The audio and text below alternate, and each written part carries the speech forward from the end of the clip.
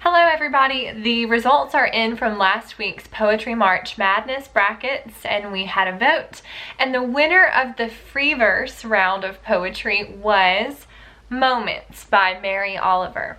Now I'm going to read that poem for you today, and we're going to talk about her beautiful poem that talks about making the most of the moments that you have in your life. We are going to view this beautiful poem through the lens of Standard RL6. And that standard says, you are expected to explain how an author develops the point of view of the narrator or speaker in the text. As you listen to this poem and follow along, I want you to determine, be able to think in your head, what is the point of view that Mary Oliver's narrator in her poem is speaking from? Moments by Mary Oliver. There are moments that cry out to be fulfilled, like telling someone you love them or giving your money away. All of it. Your heart is beating, isn't it? You're not in chains, are you? There is nothing more pathetic than caution when headlong might save a life, even possibly your own. You've had a minute to think about this poem and the point of view of the speaker, and what is the point of view that the speaker is speaking from? Before we give the answer, I want you to remember that when you look at a poem, it is not necessarily the poet who is speaking in the text. We always need to refer to the person speaking as the speaker, unless we know for complete sure that it is the poet and not the speaker. But it's just a general rule that we need to remember that it is the speaker, not the poet. Now, what point of view is the speaker speaking from? That would be second person point of view. And how do we know?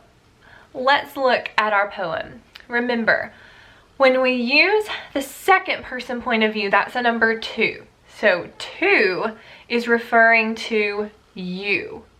When we see words like you, your, phrases like you are, you will, you could, y'all, if it's a southern speaker, we know that that is going to be in the second person point of view.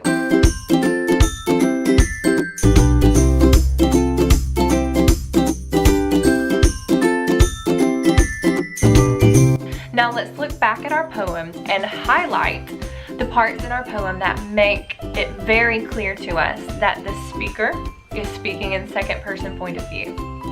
We see giving your money away.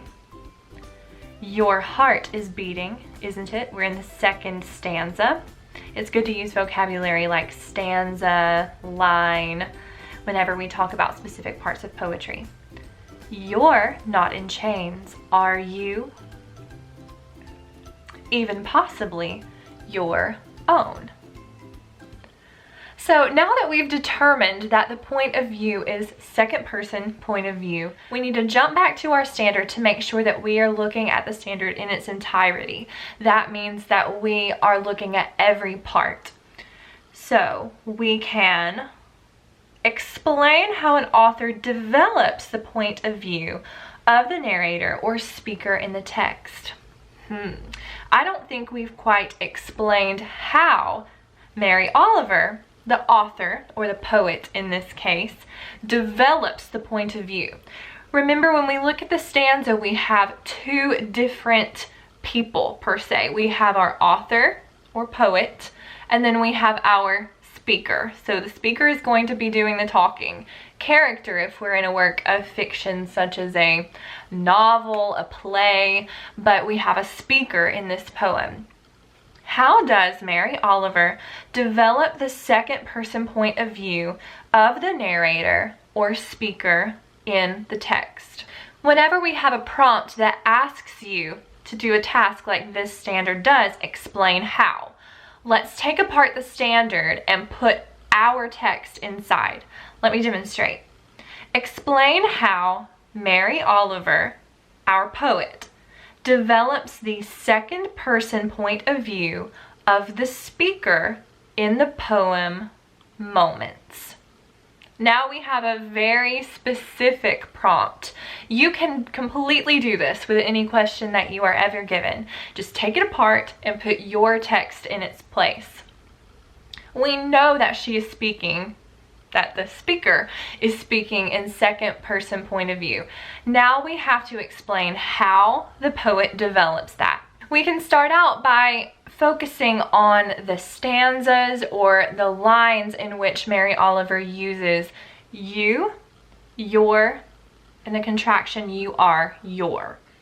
That would be a great place for you to start. Determine where she is using second person point of view and explain what that does.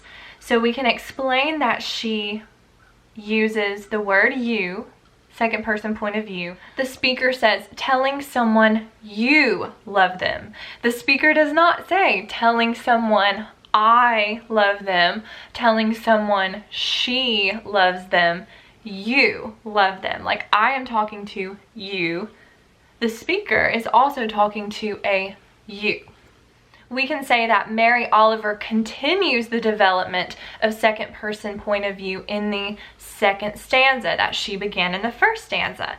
In the second stanza, both lines of the stanza refer to you. Your heart is beating, isn't it? She even provides a rhetorical question to the you she is talking to, or the speaker is speaking to. The speaker refers to you. You're not in chains, are you? Another rhetorical question to the you figure, second person point of view. Finally, that point of view, second person, is continued all the way through the poem, first stanza, second stanza, and third stanza. The speaker begins talking, and then in the last line of the poem, the last line in the third stanza, the speaker refers once again to you, even possibly your own. So basically this whole poem serves to talk about the moments in a person's life and how they cannot be wasted by speaking to the you in the poem. So it's completely taking the theme of don't waste the moments of your life by talking to you in second person point of view. So I'm just going to pause. This is a wonderful time. It's in March of 2020. We are all stuck at home for a very long time, but we still have these moments in our life that the speaker is talking about, that Mary Oliver, the author, uses the speaker talking to the you to explain to us this theme of not wasting the moments that we have, because some moments we don't get back and we need to make the most of our life. So that was extra. So once again, let's look back at our stanza and make sure that we have focused on all parts. RL6. Explain how an author develops the point of view of the narrator or speaker in the text. And I think we've done that by explaining how Mary Oliver, our poet, develops the second person point of view, starting in the very first stanza, continuing through the second stanza, and then resolving the poem with the theme of don't waste your life by talking to the you. And I'm pointing at the camera a lot because we're talking to the you. The speaker is referring to you, second person point of view. And I know that you have followed along so perfectly well, and I thank you for watching this whole video. If you have any questions, as always, please comment down below, or if you're in my personal class, please send me an email or leave a comment in Google Classroom. I am so happy that you sent in your votes, if you're in my classroom, to last week's March Madness poetry bracket. We focused on free verse poetry, and once again the winning poem was very fitting for the time of life we find ourselves in. And I hope you enjoyed Moments by Mary Oliver, and I will continue focusing on point of view this week. Again, thank you so much for watching and have a wonderful day. Bye!